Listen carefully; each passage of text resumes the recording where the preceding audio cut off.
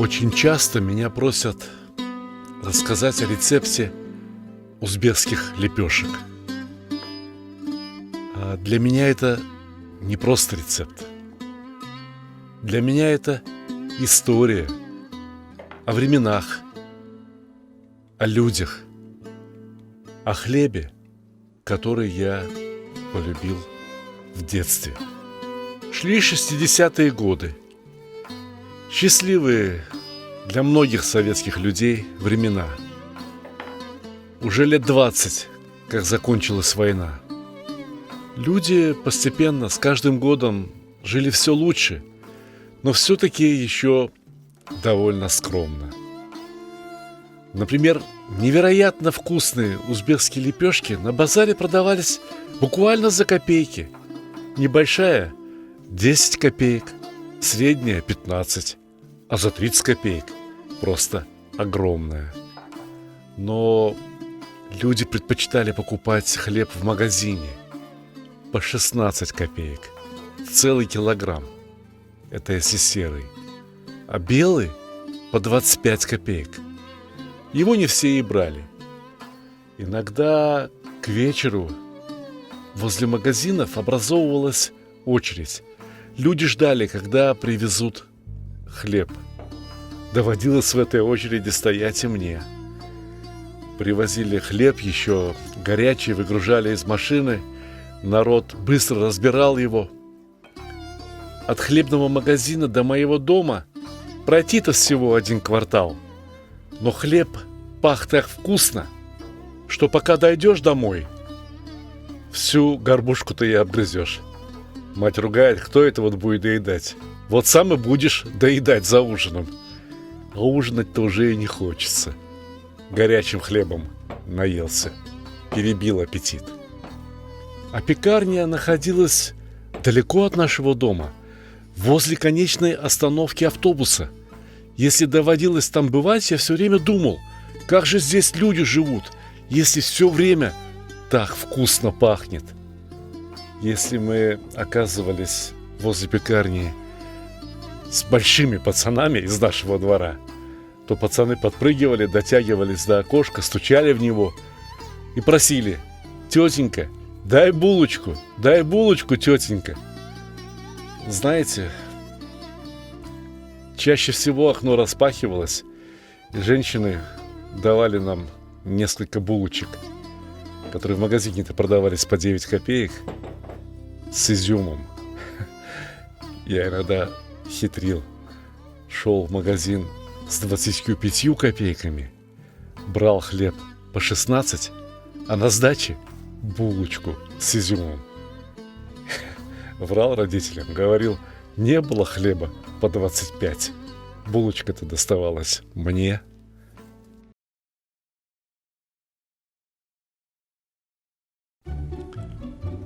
Самый лучший подарок – тот, который приносит радость и удовольствие, особенно если речь идет о мужских удовольствиях.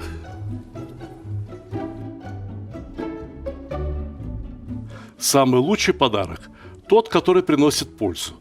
Например, кому не хотелось бы наконец-то разобраться в приготовлении мяса? Самый лучший подарок – это то, что принесет хорошее настроение в погожий, солнечный день.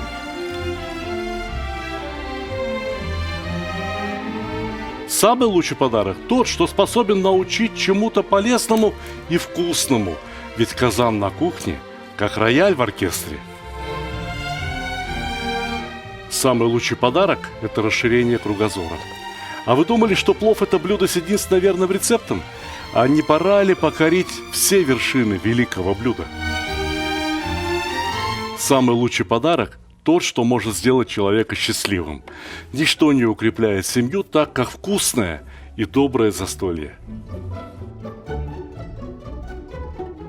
Отличный подарок – это книга с новыми рецептами из хорошо знакомых продуктов, к тому же приглашающая в очень вкусное путешествие в мир Востока.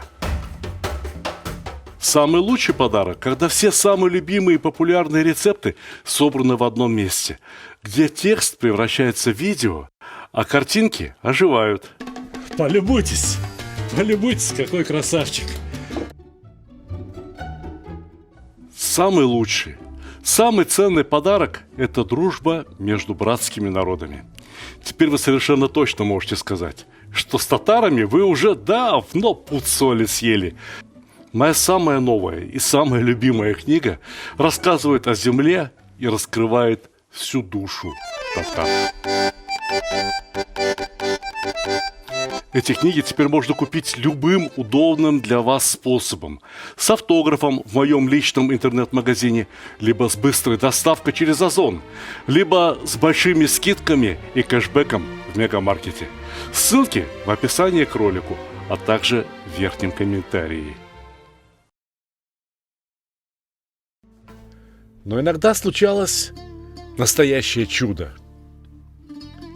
Под окном сигналила машина. Я подходил и говорил: а папы нет дома. И мужчина, узбек, просил меня: Сталик, спустись вниз. Я спускался, мне в руки давали с десяток горячих, обжигающих и руки, и живот лепешек. Товарищ моего отца говорил: это моя мама испекла в тандыре. Просила твоему папе передать. Понимаете, какие люди? Они ведь знали, что отец мой в Узбекистане приезжий, что мать его живет где-то далеко, что мать тоже печет хлеб в тандыре, но сыновья-то разъехались. И вот чужая мать, другой национальности, не азербайджанка, узбечка, говорит своему сыну: передай Гусейну лепешки тоже. На этаже живет. Нет у него тандыра. Кто ему хорошие лепешки испечет? Те лепешки я никогда не забуду.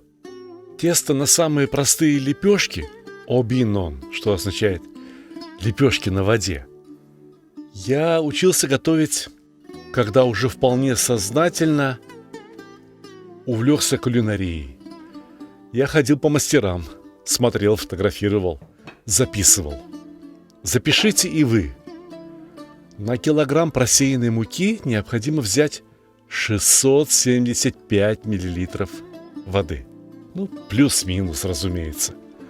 А вот дрожжей необходимо брать меньше, как будто бы вы хотите замешивать тесто из полкилограмма муки. Соль и все, и больше ничего, только руки.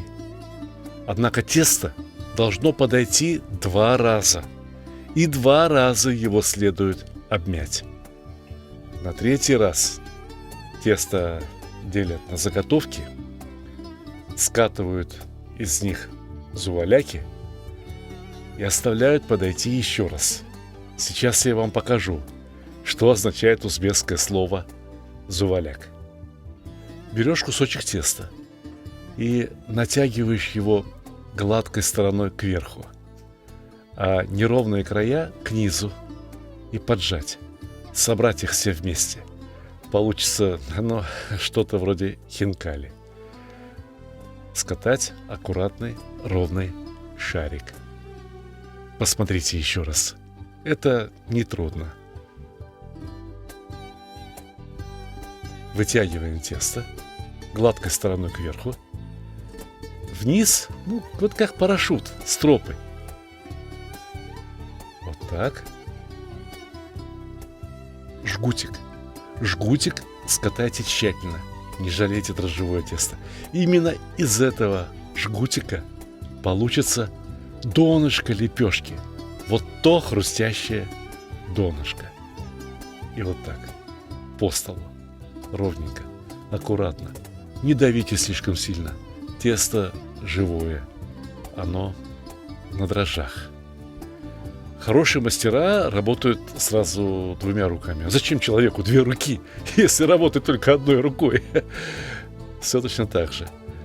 Посмотрите. Но, знаете, у меня все равно пока что не очень хорошо получается работать одновременно 2 руками. Поэтому лучше аккуратнее до одной. Куда нам торопиться? Мы же готовим не на продажу. Бывало, уже в молодости возвращаешься откуда-нибудь под утро домой. Рассвет часов 5 утра, а в небольших частных пекарнях работа уже кипит.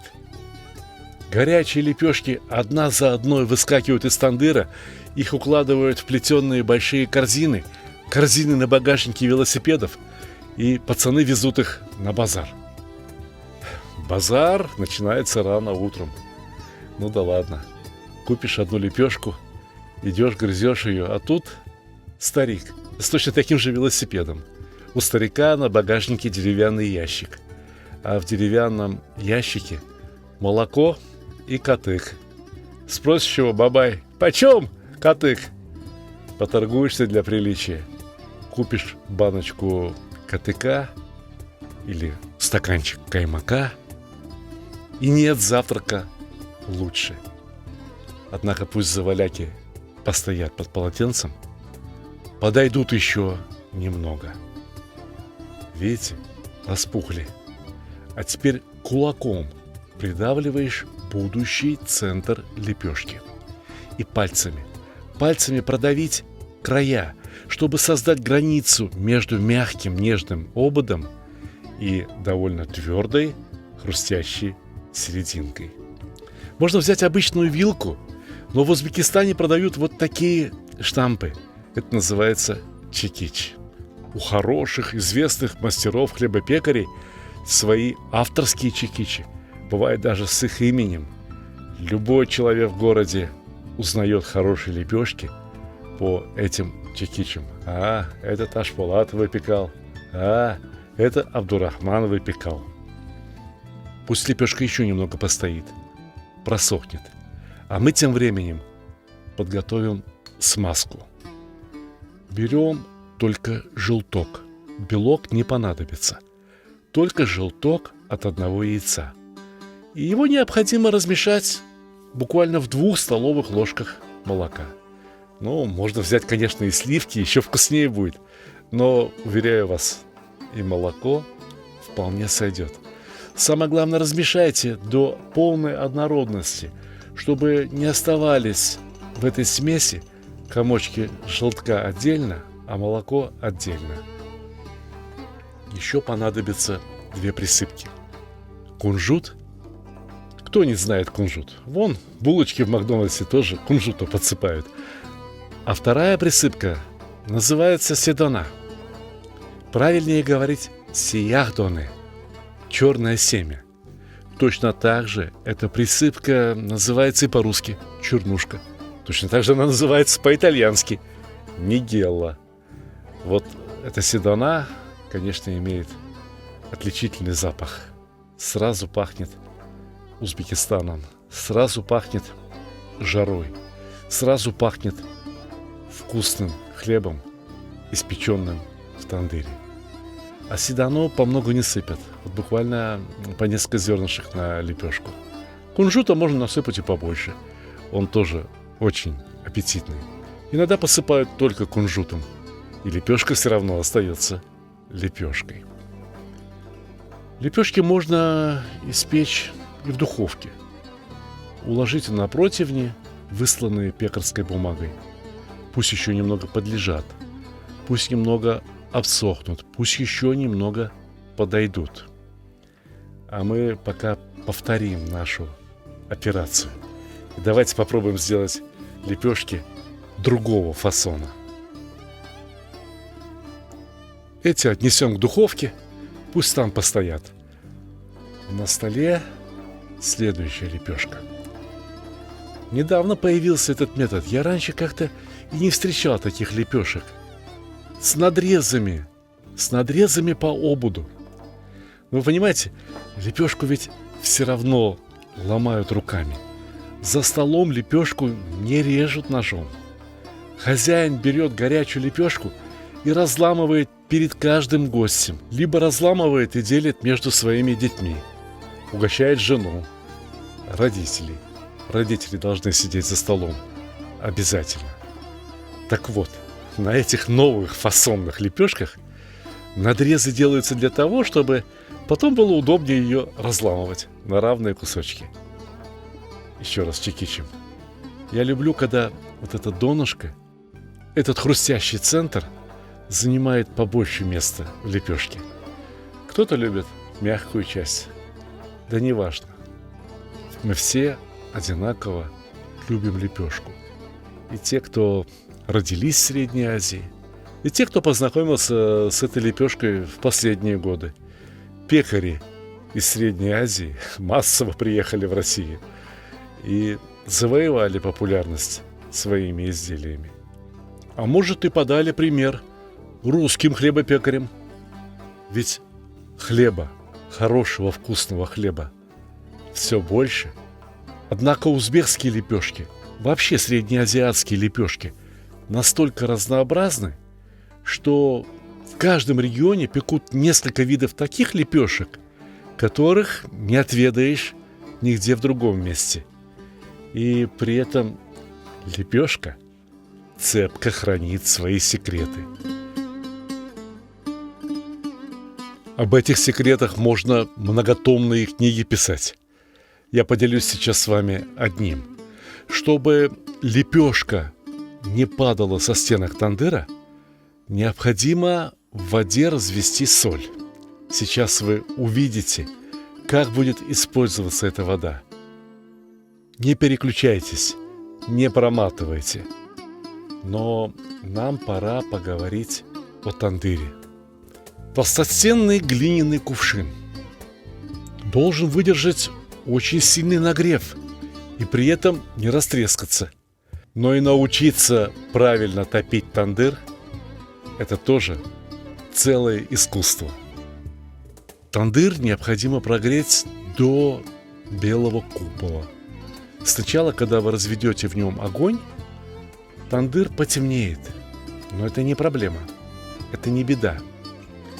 С повышением температуры копоть и сажа выгорает, и тандыр становится девственно чистым, буквально белым. Но стены и своды тандыра в этот момент еще слишком горячи. 350, иногда даже 400 градусов. И прежде чем сажать в тандыр лепешки, его необходимо остудить. Лепешка прилипает к стенке тандыра при температуре 225 градусов. Будет тандыр несколько горячее, лепешка упадет вниз в уголь, еще не пропекшись. Будут стены тандыра холоднее, лепешку потом не оторвешь. 225 градусов, плюс-минус 7 градусов. Вот что дали мои измерения тандыров, что в Узбекистане, что в Азербайджане. Повсюду одинаково. Люди, годами пекущие лепешки, знают эту температуру руками, лицом, губами. Они подойдут к тандыру и понимают, горячий он или в самый раз. А сейчас вы наблюдаете процесс настоящего чуда. Узбекская лепешка, зеленый чай, радушие, гостеприимство, много солнца.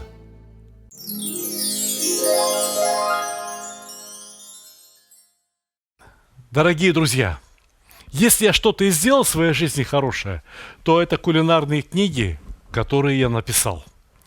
Вот эти две занимали первые места на международных конкурсах, но дело даже не в этом. Когда их даешь кому-либо в руки, люди берут и говорят, дорого стоит, 1008 или 10. То есть люди оценивают их в 3 раза дороже, чем они стоят на самом деле. Но сегодня у меня для вас отличная новость. Скоро наступает летний сезон. Нужно будет готовить что? Шашлык. Для этого есть книжка «Мангал». Те, кто покупает книжку «Мангал» вместе с книгой «Казан», шикарная книга, между прочим, получают абсолютно уникальную книгу о марокканской кухне совершенно бесплатно. Знаете, что такое марокканская кухня? Кто полюбил узбекскую, кто полюбил азербайджанскую, тот полюбит и марокканскую. Потому что это как бы продолжение тех же самых блюд, только с абсолютно другим вкусом. Готовится очень просто. Готовится из тех же самых продуктов, из которых и мы в основном готовим, и с теми же самыми специями, что продаются у нас повсюду. Но получается что-то новое. А кулинария и есть наука о новых блюдах. Итак, мангал, книга «Казан», и вы получаете книгу «Таджин Кускус» о марокканской кухне. Совершенно бесплатно. Сама по себе эта книга стоит 3000 рублей. Но это еще не все. Вот здесь у меня есть книжка «Счастье кулинара». Во многом эта книга автобиографическая. Она о моем кулинарном становлении. Что я любил в детстве, что мы с супругой готовили в молодости, что мы любим готовить сейчас. Это книга о нашей семейной кухне. Но, разумеется, моя самая большая любовь – это плов. Итого, книга «Плов» и книга «Счастье кулинара». Кто покупает их вместе, получает книгу про марокканскую кухню опять бесплатно. Книги можно заказать с автографом. Вот эта книга нынче чемпион по продажам, потому что это самая новая книга, составленная по рецептам, которые вы выбрали. Вы смотрели эти рецепты больше всего в Ютубе. Вы их чаще всего лайкали. Вы чаще всего подписывали, просмотрев ролики с этими рецептами. 75 уникальных, самых вкусных рецептов вот здесь. Помимо этого, я хотел бы предложить вам очень интересную книгу о чеченской кухне.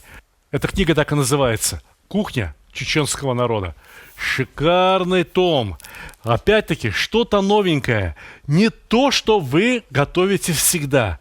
Хотите развиваться дальше? Хотите узнавать что-то новое? Вот она.